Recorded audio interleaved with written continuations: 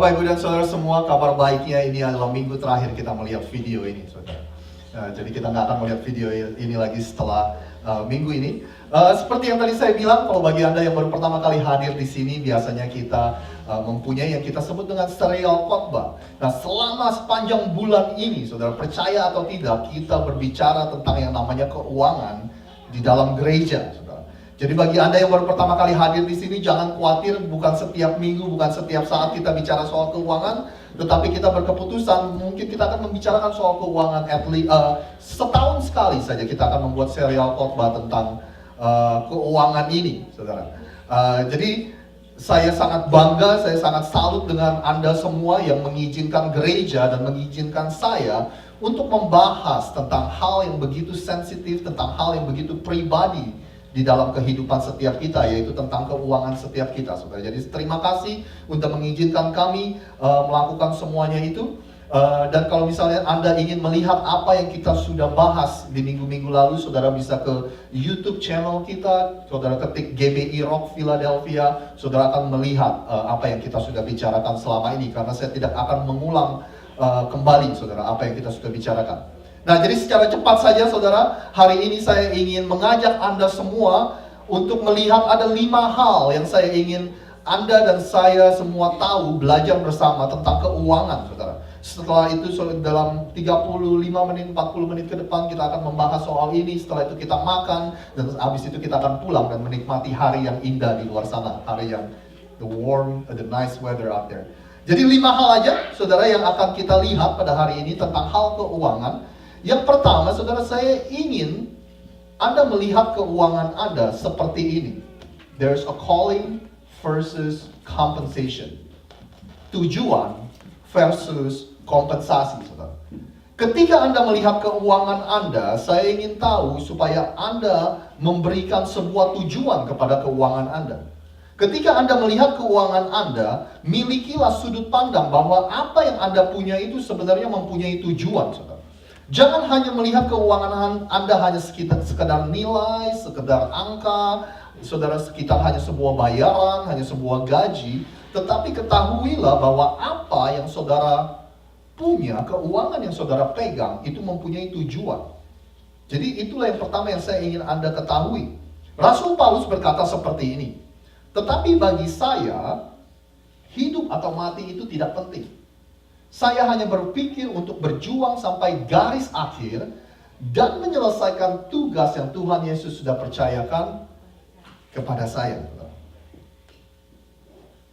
Paulus berkata, bukan tidak boleh kita mencari sesuatu yang lebih baik, pekerjaan yang lebih baik, dengan bayaran yang lebih tinggi, mengejar kesuksesan, membangun kerajaan kita, Saudara. Bukan tidak boleh melakukan semua itu. Tetapi Rasul Paulus hanya ingin mengingatkan setiap kita bahwa ada hal yang lebih mulia, ada hal yang lebih besar, ada hal yang lebih tinggi daripada itu semua yang harus Anda kejar, yaitu bahwa ada panggilan Tuhan, ada rencana Tuhan, ada misi Tuhan yang Tuhan berikan ke dalam hidup Saudara dan saya. Nah, selesaikanlah, cari dengan cara apapun, cari tahu apa panggilan Tuhan dalam hidup Saudara dan selesaikanlah panggilan Tuhan dalam hidup Anda dan saya. Itu yang harus dikejar, Saudara. Sekali lagi Rasul Paulus berkata, bukannya tidak boleh semua itu, please, boleh. Anda ingin mencari pekerjaan yang gajinya lebih besar, Anda ingin mencari kesuksesan, boleh. Tetapi jangan sampai lupa untuk mengejar hal yang lebih penting dari semua itu, yaitu panggilan Tuhan dalam hidup Saudara dan saya.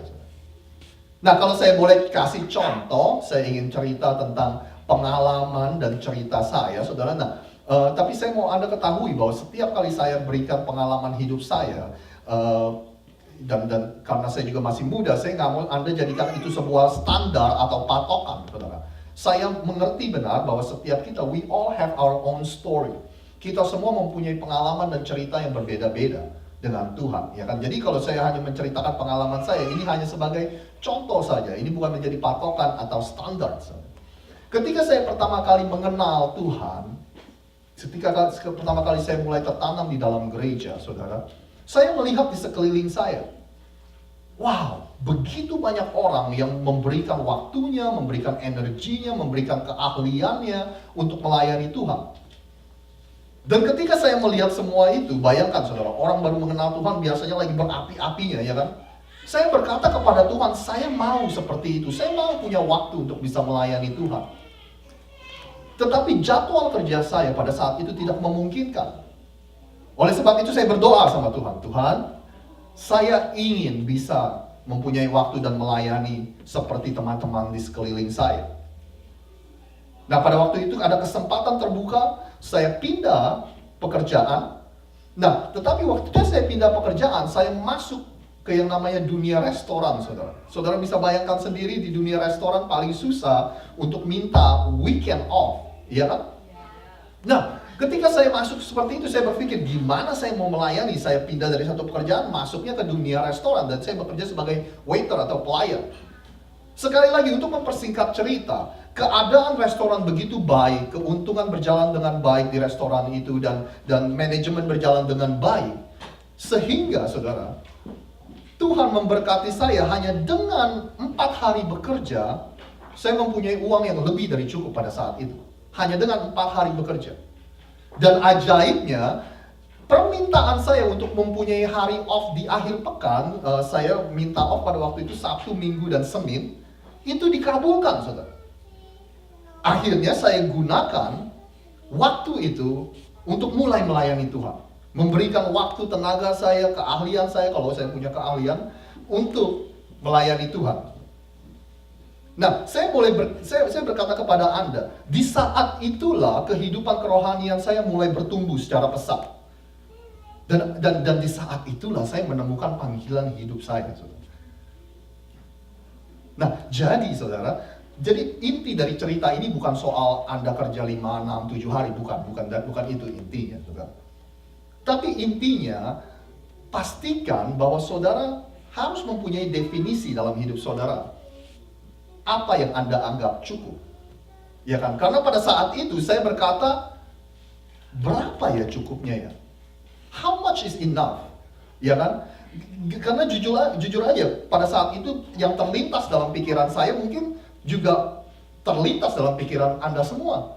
Kalau saya kerja 4 hari aja, saya bisa buat uang sebegitu lumayan, apalagi saya kerja 6, 7 hari. Ya kan? Nah, tapi pada saat itu saya berkata bahwa, well, how much is enough? Berapa sih yang cukup sih? Dan saya putuskan pada waktu itu cukup. Enough is enough, cukup adalah cukup. Dan pada saat itu, sekali lagi saudara, saya pun kan sudah berdoa sama Tuhan, udah minta, Tuhan, saya ingin mempunyai kesempatan untuk melayani Engkau. Nah, oleh sebab itu saudara, saya hanya mau mengatakan ini sekali lagi, bukan menjadi patokan atau ini yang harus saudara ikuti, bukan saudara. Saya hanya ingin mengingatkan Anda, berapa sering kita berdoa kepada Tuhan, Tuhan saya minta berkat-Mu, saya mau Engkau cukupkan saya. Tetapi ketika Tuhan berikan lebih, kita berkata tidak cukup, saya mau lebih lagi. Iya kan? Berapa banyak di antara kita yang berkata, Tuhan saya mau berkat-Mu, Tuhan saya mau supaya Engkau berikan saya pekerjaan yang lebih baik, sehingga saya bisa menghabiskan waktu lebih lagi bersama dengan keluarga saya. Tetapi ketika kita diberikan sesuatu yang lebih baik, kita tidak gunakan untuk menghabiskan waktu bersama keluarga kita. Berapa banyak dari kita yang berkata, Tuhan saya mau pekerjaan dengan gaji yang lebih besar, sehingga saya bisa menggunakan uang ekstra saya untuk menginvestasi ke dalam kehidupan anak-anak muda. Tetapi ketika kita mendapatkan gaji yang lebih besar, we use it all for us. We use all the extra for us. Saudara saya bersyukur kalau saya melihat di sekeliling teman-teman saya, saudara. Saya bersyukur bahwa ada beberapa teman saya yang memang mempunyai kebiasaan seperti ini, saudara. Jadi mereka ada anak yang lebih muda, teman-teman saya yang sudah kuliah ini, yang sudah punya pekerjaan, mereka mengajak anak yang lebih muda untuk pergi dan traktir mereka makan, menghabiskan waktu bersama-sama dengan mereka. Beberapa minggu lalu saya duduk dengan seorang anak muda, anak SMA yang memang sudah beberapa kali saya ketemu dan saya sengaja untuk sering ngobrol sama dia dan menginvestasikan waktu saya sama dia, saudara. Saya tanya, saya sering lihat kamu kalau pulang gereja kamu suka pergi-pergi itu. Emangnya kamu punya uang untuk pergi makan, pergi nonton dan sebagainya. Nah, anak SMA yang duduk di seberang yang lagi ngobrol sama saya itu dia berkata, iya saya nggak punya duit, tapi dia menyebutkan koko itulah yang membayar untuk saya, dia bilang gitu. Sebenarnya saya sungkan, sebenarnya saya bilang sama dia nggak perlu, tetapi dia mau mentraktir saya. Anak muda itu berkata seperti itu. Saya sungkan. Nah, saya berkata, hey, that's okay, nggak apa-apa, saya bilang. Tapi ada satu hal yang saya mau kamu ingat. Kalau suatu hari nanti kamu sudah bisa mempunyai pendapatan sendiri, jangan lupa kamu melakukan hal yang sama terhadap generasi yang akan datang. Pada saat ini, koko kamu yang menginvestasikan waktu ke kamu dan mentraktir kamu, mungkin mereka tidak pernah mengharapkan apa-apa, mengharapkan sesuatu kembali. Ya kan? Tetapi yang harus kamu lakukan, kamu harus ingat, ketika kamu mempunyai pendapatan sendiri nanti, kamu harus melakukan hal yang sama kepada generasi yang akan datang. Itu istilahnya disebut dengan paid forward, saudara. Bayar ke depan, artinya bola terus ngegelinding, bola terus berjalan. Yaitu generasi menginvestasi generasi ini, nanti generasi ini sudah besar, dia menginvestasi ke generasi ini, saudara. Itulah yang saya mau kamu lakukan, saya berkata seperti itu, saudara. Bayangkan, saudara, ketika Anda tahu bahwa sebenarnya uang Anda mempunyai tujuan. Sebenarnya uang Anda bukan hanya sekedar nilai, sekedar angka, sekedar bayaran, saudara.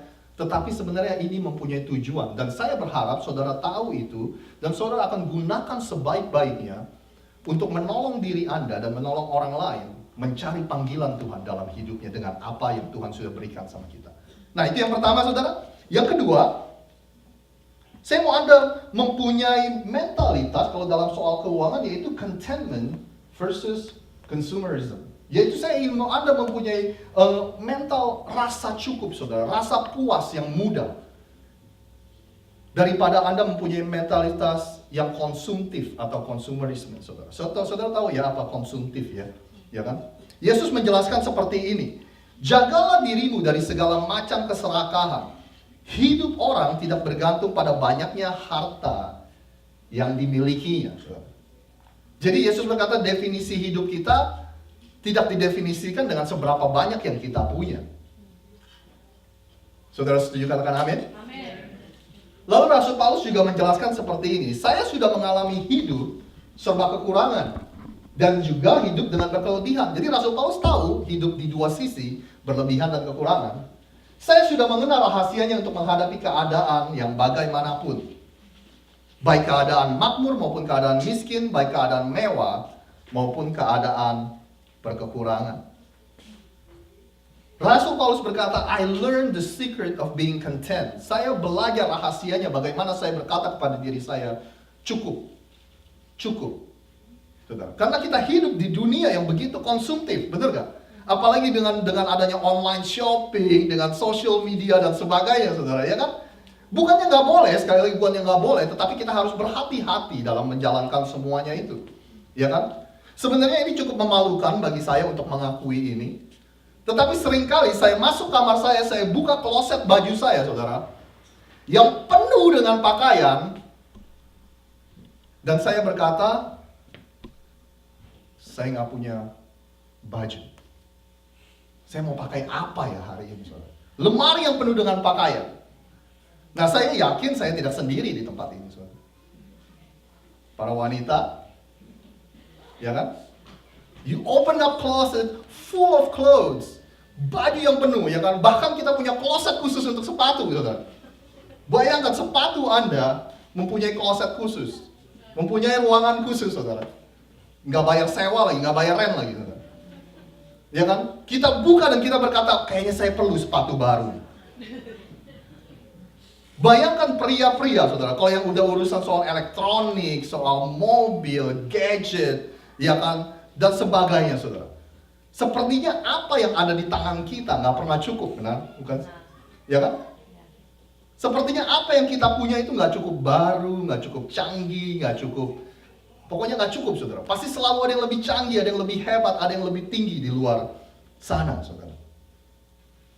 Nggak heran kalau minggu lalu saya sharingkan kepada Anda rata-rata pengeluaran di rumah tangga di negara ini, saudara, yaitu 136%. Rata-rata pengeluaran mereka ada 136% dari pendapatan mereka, artinya minus, saudara. Pengeluaran mereka jauh lebih besar, dan akhirnya semua dilimpahkan ke yang namanya credit card. Saya juga sharingkan kepada Anda, rata-rata rumah tangga di negara Amerika ini, saya nggak tahu apakah itu cukup relevan dengan kita, komunitas orang Indonesia. Rata-rata mereka mempunyai utang sebesar $15.533 di dalam setiap rumah tangga, saudara. Angka yang baru saja saya katakan, saudara, itu mewakili apa sih, saudara? Itu mewakili bahwa kita sekarang ini sudah hilang yang namanya kesabaran, saudara. Setiap kali kita menginginkan sesuatu, kita harus menginginkannya sekarang. I want it now, I gotta have it now. Ya kan? Walaupun kita belum mempunyai uang yang cukup. Angka yang tadi saya barusan sharingkan kepada Anda itu berbicara tentang bahwa, I owe is better. Lebih baik saya meminjam untuk memuaskan diri saya, ya kan, daripada saya harus menunggu. Jadi Rasul Paulus berkata, dalam soal keuangan punyailah rasa puas, punyailah rasa cukup. Kalau enggak kita we gonna get in trouble kalau kita mempunyai kebiasaan yang konsumtif, saudara. Karena minggu lalu kita juga udah berkata, kalau misalnya kita tidak mempunyai ruang nafas, kalau kita tidak mempunyai ruang nafas dalam keuangan kita, akan sangat sulit bagi kita untuk menjadi pengikut Yesus yang baik. Benar nggak, saudara? Ya kan?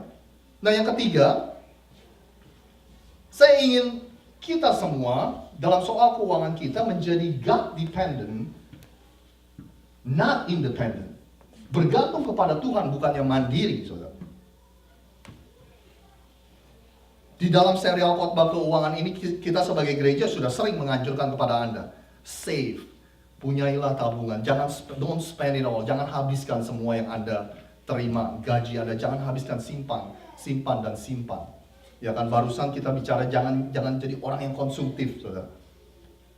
Nah, tapi ada satu sisi negatifnya dari orang yang mempunyai kebiasaan untuk menyimpan, saudara. Sisi negatif dari orang yang mempunyai kebiasaan untuk menyimpan, yaitu mereka mulai menaruh pengharapannya kepada simpanannya, bukan kepada Tuhan, saudara. Mereka mulai bergantung kepada simpanannya daripada bergantung kepada Tuhan. They become independent, not God dependent. Itu sisi negatifnya, saudara. Saya suka apa yang Amsal katakan. Dia berkata seperti ini, penulis Amsal yaitu Raja Salomo. Tetapi orang kaya menyangka hartanya lah yang melindungi dia seperti tembok tinggi dan kuat di sekeliling kota. Penulis dari Amsal ini yang bernama Raja Salomo berkata, saudara, orang yang mempunyai kebiasaan untuk menyimpan sebanyak-banyaknya, mereka berpikir bahwa semakin banyak simpanan mereka, semakin tinggi tembok yang dibangun. Dan semakin tinggi tembok yang dibangun, orang-orang yang seperti itu akan percaya bahwa tidak ada masalah yang bisa melewati tembok tersebut. Mereka akan berpikir bahwa saya akan bangun tembok setinggi-tingginya supaya aman, supaya tidak ada masalah yang bisa melewati tembok tersebut, saudara. Mungkin ada banyak di antara kita yang menyimpan sebanyak-banyaknya dengan berpikir bahwa saya ingin melindungi hidup saya dari setiap kemungkinan yang akan terjadi. Sekali lagi sebagai gereja saya mau kita semua tahu bahwa kita tidak anti yang namanya saving, punya simpanan dan segala macam. Tidak, saudara. Tetapi saya tidak mau kita semua mempunyai we save just for the sake of saving. Saya tidak mau kita menyimpan hanya untuk mencoba untuk melindungi diri kita dari segala kemungkinan yang akan terjadi. Saudara, menurut Money Magazine, menurut majalah keuangan Money Magazine, dia melakukan survei kepada semua pelanggan majalah ini, dan dia bertanya, saudara, pertanyaan satu ini, kira-kira berapa jumlah uang yang akan membuat saudara dan saya merasa bahwa kita kaya? Kira-kira ada gak angka tertentu yang ketika Anda melihat angka itu, ketika Anda punya sebuah angka itu, Anda akan berkata, saya kaya. Dan akhirnya survei dikumpulkan, mereka mendapatkan jawabannya. Orang-orang berkata bahwa kalau saya punya 5 juta dolar, saya akan merasa kaya. Saudara tahu artinya ini, saudara? Artinya kalau Anda punya 1 juta, Anda nggak akan merasa kaya. Artinya kalau Anda punya 2 juta, 3 juta, 4,5 juta, Anda tidak merasa kaya. Anda dan saya akan merasa kaya kalau kita punya 5 juta. Artinya apa, saudara? Nggak akan ada angka yang cukup. Jika Anda dan saya hidup, terus menyimpan dan menyimpan untuk mencoba melindungi hidup kita dari segala kemungkinan yang akan terjadi, saudara. Tidak ada jumlah uang yang cukup untuk membuat kita merasa aman. Kita akan merasa bahwa berapa jumlah uang itu pun yang kita punya nggak akan membuat kita merasa aman, saudara. Karena memang Tuhanlah yang seharusnya menjadi rasa aman, menjadi tempat keamanan kita itu, saudara. Karena hanya Tuhanlah yang seharusnya menjadi tempat perlindungan kita. Kalau kita jadikan uang, sekali lagi tidak akan ada jumlah yang cukup untuk membuat kita merasa aman. Raja Salomo melanjutkannya dengan berkata, jangan biarkan aku miskin atau kaya. Berikanlah kepadaku, apa saudara? Hanya apa yang kuperlukan. Dalam bahasa Inggrisnya, give us the daily bread. Saudara ingat doa Yesus ketika dia berkata, give us our daily bread. Berikanlah kami makanan yang secukupnya. Lalu dilanjutkan, sebab apabila aku kaya, mungkin aku akan berkata bahwa aku tidak memerlukan engkau. Dan jika aku miskin, mungkin aku akan mencuri sehingga mencemarkan namamu. Jadi Raja Salomo mengajarkan kita, Tuhan, just give us our daily bread. Berikanlah saya secukupnya saja. Kalau saya kaya, kalau saya mempunyai segala sesuatu dengan berkelimpahan, saya akan berkata, siapa Tuhan? Saya tidak memerlukan Tuhan. Tetapi kalau kita miskin, kita akan mencemarkan nama Tuhan. Jadi Raja Salomo berkata, mudah-mudahan ini menjadi doa saya, ini menjadi doa saudara semua. Give us just enough. Berikanlah saya secukupnya. Sehingga setiap momen dalam hidup kita, setiap saat, kita akan selalu bergantung kepada Tuhan. Itulah yang Raja Salomo ajarkan kepada kita. Berikutnya, saudara, saya ingin Anda melihat keuangan yang Anda punya ini sebagai stewardship, not ownership. Pengelola, bukan pemilik, saudara. Saudara ingat apa yang kita bicarakan minggu lalu, bahwa semua yang kita punya, itu adalah milik Tuhan. Semua yang kita punya, saudara. Kita hanyalah pengelolanya, kita hanyalah manajernya. Kita hanyalah hambanya yang mengelola apa yang dia percayakan, apa yang dia taruh di atas tangan kita, saudara. Suatu hari Yesus memberikan sebuah perumpamaan. Yesus berkata bahwa ada seorang yang sangat amat diberkati. Orang ini mempunyai tanah, dan tanahnya begitu subur sehingga menghasilkan hasil panen yang banyak. Dan bukan hanya hasil panennya banyak, saudara, tetapi hasil panennya itu kualitasnya sangat tinggi sekali. Nah, orang yang kaya ini berpikir, mau ditaruh di mana semua yang saya punya? Mau ditaruh di mana hasil panen saya? Mau ditaruh di mana kekayaan saya? Saya mempunyai gudang, tetapi gudang itu tidak cukup besar untuk menaruh semua kekayaan saya. Lalu akhirnya dia berpikir, oh, you know what? I know what I should do. Saya tahu apa yang harus saya lakukan. Saya akan bongkar gudang saya akan bangun gudang yang lebih besar, sehingga saya bisa taruh semua hasil kekayaan saya di sana. Lalu, di akhir dari perumpamaan itu, Yesus berkata seperti ini. Tetapi firman Allah berkata kepada orang itu, hai, engkau orang bodoh. Pada malam ini juga jiwamu akan diambil daripadamu, dan apa yang telah kau sediakan, untuk siapakah itu? Jadi semua yang kita sudah simpan, semua gudang yang besar, harta yang kita sudah simpan, itu akan diapain? Kalau malam ini Tuhan berkeputusan, jiwamu akan diambil. Kira-kira akan diapain, saudara? Saya nggak tahu akan diapain, tapi ada satu hal yang pasti. Yang pasti, dia nggak akan bisa bawa dengan dia, ya kan? Yang pasti, apa yang dia punya akan diberikan kepada orang lain. Bukan karena dia suka memberi, bukan karena dia bermurah hati, it's because he's dead. Karena diambil ke hidupnya. Lalu Yesus berkata, demikianlah jadinya dengan orang yang mengumpulkan harta bagi dirinya sendiri, jikalau ia tidak kaya di hadapan Allah. Saudara. Demikianlah ini yang akan terjadi jika kita berasumsi bahwa semua yang kita miliki itu hanya untuk dikonsumsi oleh diri kita sendiri. Demikianlah ini yang terjadi jika kita berasumsi bahwa semua yang saya punya itu adalah milik saya dan saya akan gunakan for me, myself, and I, untuk diri saya sendiri. Apa yang kita punya akan diambil. It's because it's not ours to begin with. Karena dari pertama memang bukan punya kita, saudara. Berapa banyak dari Anda di sini yang pernah mendengar permainan monopoli, saudara? Saudara pernah mendengar permainan monopoli? Ya?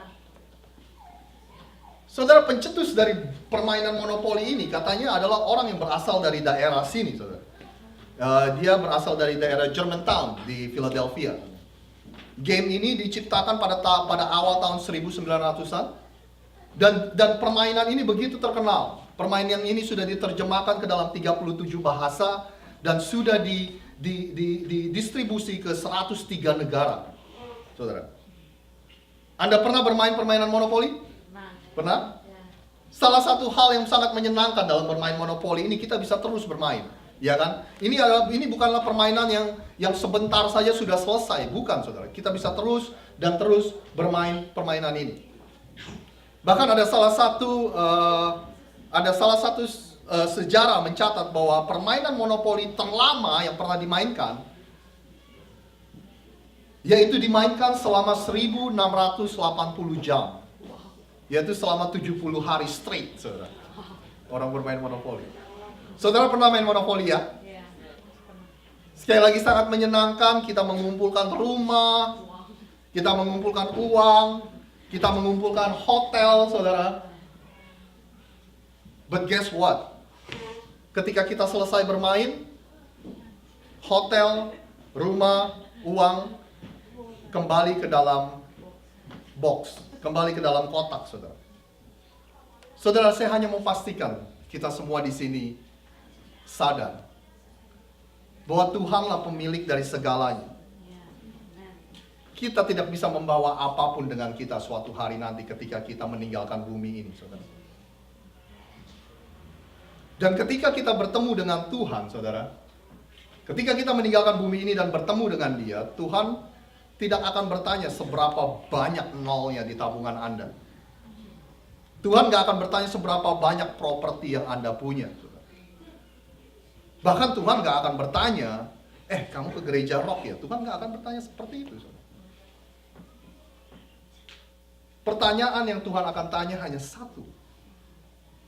Apa yang engkau telah lakukan dengan apa yang kuberikan kepadamu? Apa yang engkau sudah lakukan dengan semua yang sudah aku taruh di tanganmu, yang sudah kuberikan dalam hidupmu? Apa yang telah engkau lakukan? Doa saya, saudara, biar setiap dari kita semua, ketika kita berdiri di hadapan Tuhan suatu saat nanti, Dia akan berkata, well done. Well done, you are good and faithful servant.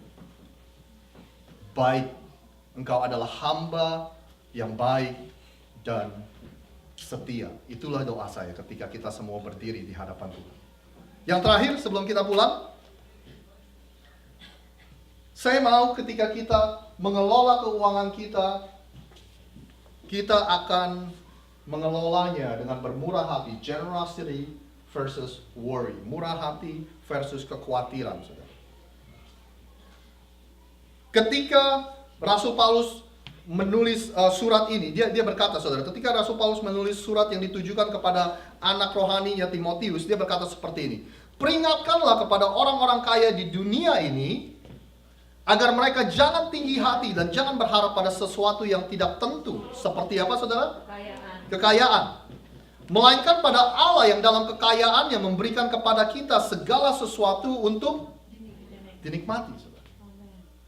Jadi dengan kata lain Paulus berkata, jangan sampai uang itu membuat Anda khawatir terus. Jangan sampai hidup Anda itu tidak bisa dinikmati karena Anda selalu khawatir dengan keuangan. Hidup ini Tuhan mau supaya Anda dan saya nikmati.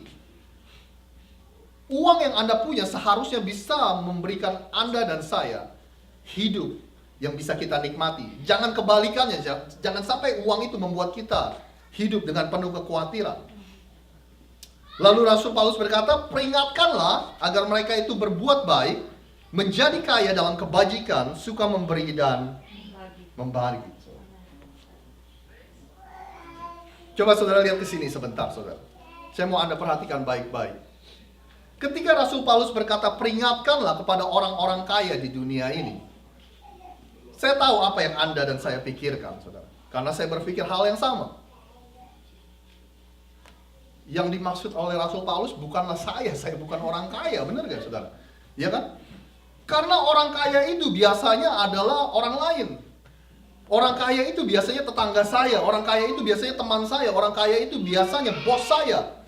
Kalau saya bukan orang kaya, iya kan?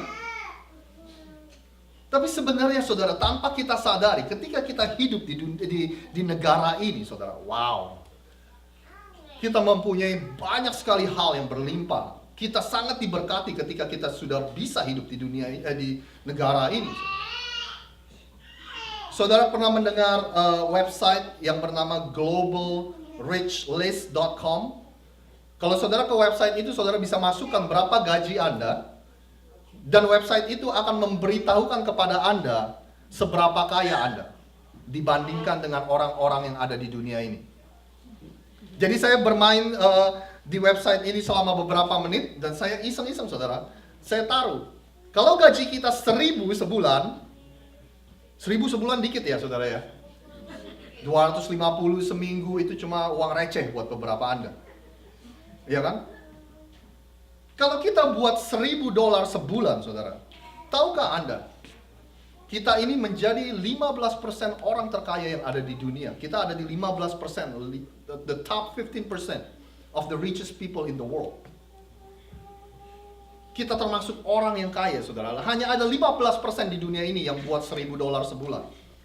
Kalau Anda buat $2.000 sebulan,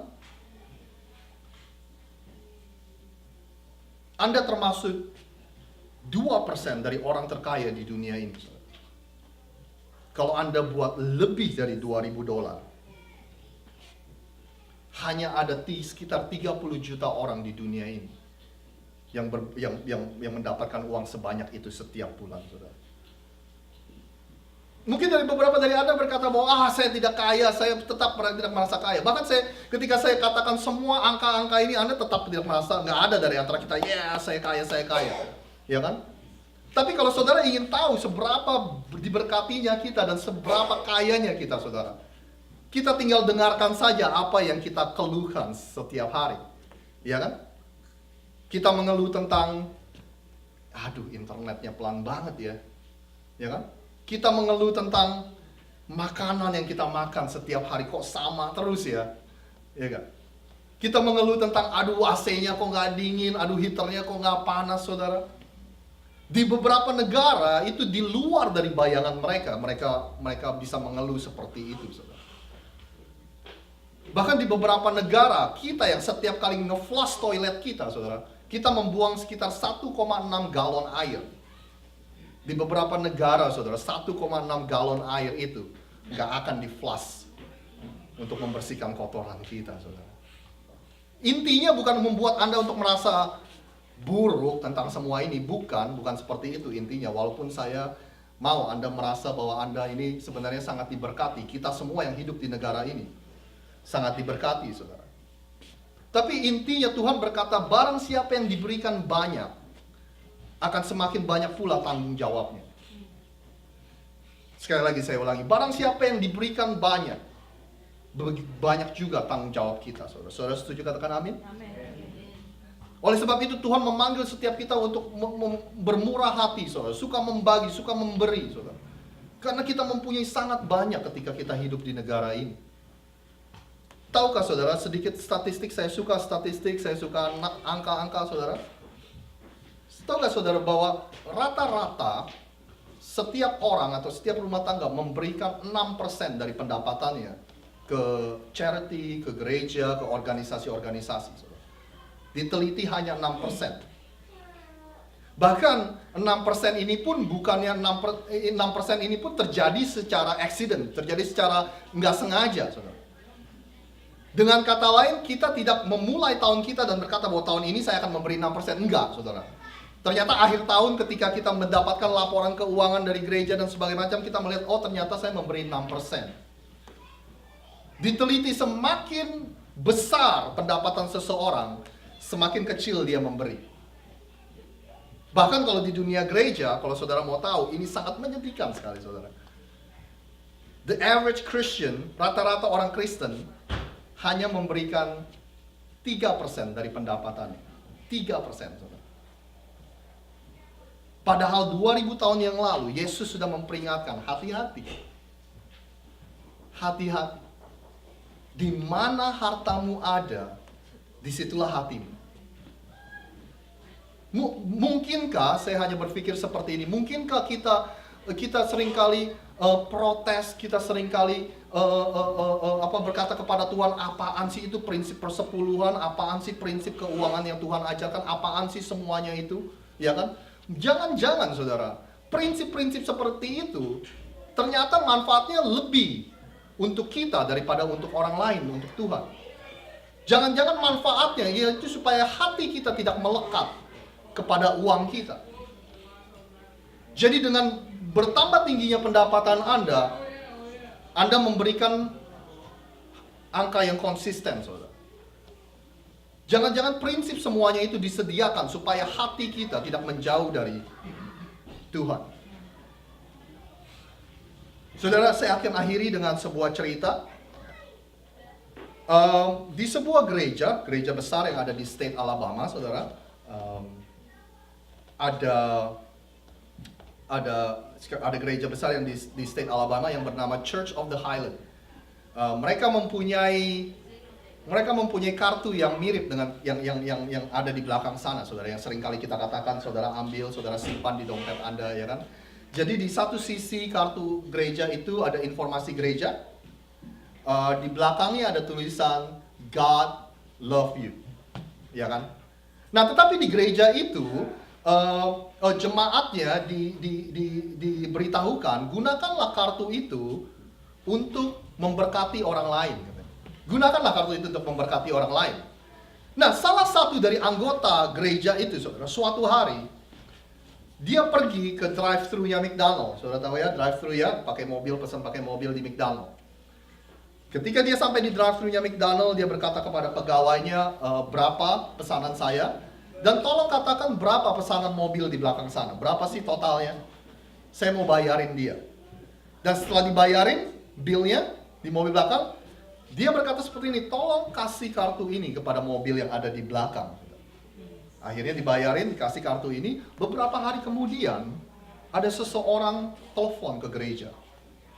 Dia berkata bahwa beberapa hari lalu saya ada di drive-thru McDonald, ada orang yang dengan mobil dengan plat nomor ini, kebetulan waktu itu lagi dicatat, saudara. Dia mentraktir saya dan dia memberikan kartu ini untuk saya. Dan akhirnya orang itu cerita, saudara. Dia cerita kepada pegawai gereja yang mengangkat teleponnya ini, dia berkata, tahukah Anda bahwa sebenarnya hari itu akan menjadi makanan terakhir saya sebelum saya berencana untuk membunuh diri saya. Nah, mungkin saudara mempunyai pertanyaan yang sama dengan saya. Kenapa makanan terakhir kok McDonald's? Kalau kita kan ke Fogo de Chao, saudara, ya kan? Oh, makanan terakhir makan McDonald's. Anyway, tapi dia berkata bahwa orang itu menyelamatkan hidup saya. Karena ketika saya mendapatkan kartu itu, saya melihat tulisan bahwa Tuhan mengasihi saya, God love you. Saya berpikir ternyata Tuhan belum selesai dengan hidup saya. Ternyata Tuhan masih mempunyai panggilan lain dalam hidup saya, mempunyai rencana lain dalam hidup saya, saudara. Saudara, saya hanya mau berkata bahwa kemurahan hati saudara, kebiasaan Anda suka memberi, akan merubah dunia di sekeliling Anda. Oleh sebab itu saya ingin pada hari ini ketika kita menyimpulkan apa yang sudah kita bicarakan selama sebulan ini. Saya ingin Anda semua dan saya melihat bahwa uang itu, saudara, bukan hanya sekedar angka, bukan hanya sekedar nilai, tetapi uang itu semua mempunyai tujuan. Dan biarlah kita semua melihat uang itu dan melihat tujuannya, saudara. Dan kita akan gunakan untuk mengasihi, untuk memberi, untuk berbagi kepada orang lain. Dan yang pasti, saudara, saya ingin Anda gunakan apa yang Anda punya ini untuk mencari panggilan Tuhan dalam hidup Anda. Bahkan kalau Anda bisa gunakan apa yang Anda punyai ini untuk membantu orang lain mencari panggilan Tuhan dalam hidup mereka, saudara. Ketika Anda bermurah hati, itu akan merubah dunia di sekeliling Anda. Boleh saya undang semua untuk berdiri, kita akan berdoa bersama.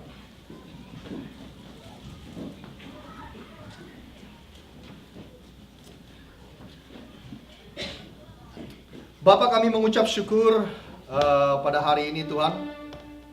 Ketika kami menyimpulkan apa yang kami bahas selama sebulan ini, Tuhan, kami berdoa, Tuhan, biar kami melihat bahwa ada tujuan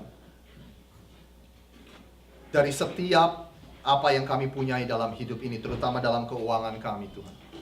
Kami berdoa, Tuhan, biar keuangan kami ini, Tuhan, tidak kami lihat hanya sebagai nilai, hanya sebagai hal-hal yang kami gunakan untuk keperluan kami, tetapi kami percaya bahwa ada purpose, ada panggilan, ada tujuan, ada maksud dari setiap uang yang kami punya, Tuhan. Biar kami bijaksana menjadi pengelola apa yang telah Engkau percayakan kepada kami, Tuhan. Dan juga, Tuhan, biar Engkau berikan kami keberanian untuk hidup dengan bermurah hati.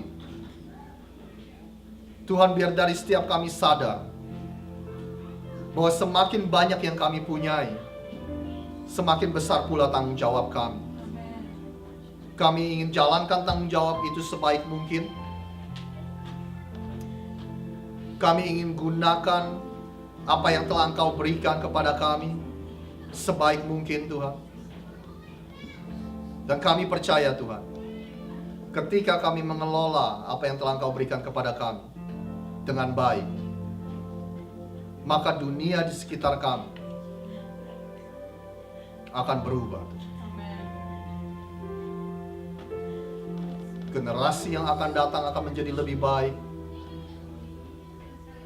Orang yang tidak mengenal Tuhan akan tahu betapa luar biasanya anak-anak Tuhan. Karena mereka suka memberi, karena mereka suka berbagi, karena mereka bermurah hati. Terima kasih, Tuhan, terima kasih, Tuhan. Saudara, kalau saya boleh mengajak setiap Anda untuk selama 30 detik ke depan, mungkin memejamkan mata kita dan mencoba merenungkan apa yang Tuhan ingin katakan kepada setiap kita. Dari apa yang saudara sudah dengar pada hari ini atau bahkan dari minggu-minggu sebelumnya, kira-kira Roh Kudus atau Tuhan ingin berbicara seperti apa dalam hidup Anda.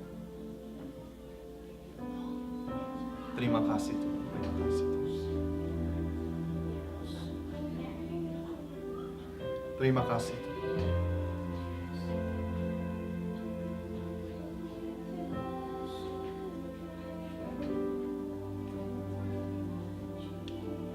Terima kasih.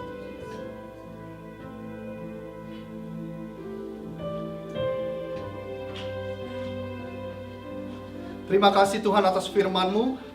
Sekali lagi kami berdoa, Tuhan, biar ketika kami pulang dari tempat ini, kami tidak pernah sama lagi, Tuhan. Ketika kami pulang dari tempat ini, kami tidak akan melihat apa yang kami punya sama lagi, Tuhan. Kami akan tahu bahwa semua mempunyai maksud, semua mempunyai tujuan. Terima kasih, Tuhan. Terima kasih atas firman-Mu. Biarlah firman ini terus bertumbuh dalam hidup kami dan menjadi berkat dalam hidup kami dan menjadi berkat bagi orang-orang yang ada di sekeliling kami. Saudara boleh angkat tangan saudara. Rock Philadelphia, terimalah berkat dari Tuhan. Berkat Allah Bapa, Putra, dan Roh Kudus.